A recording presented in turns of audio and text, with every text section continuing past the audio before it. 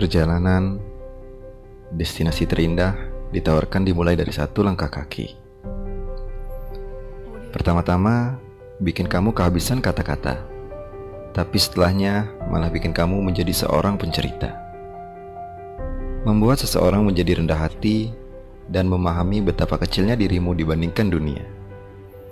Bukan soal seberapa sering ke destinasi yang ingin dibagikan, melainkan dengan siapa dan mengukir kisah seperti apa yang bisa dibagikan.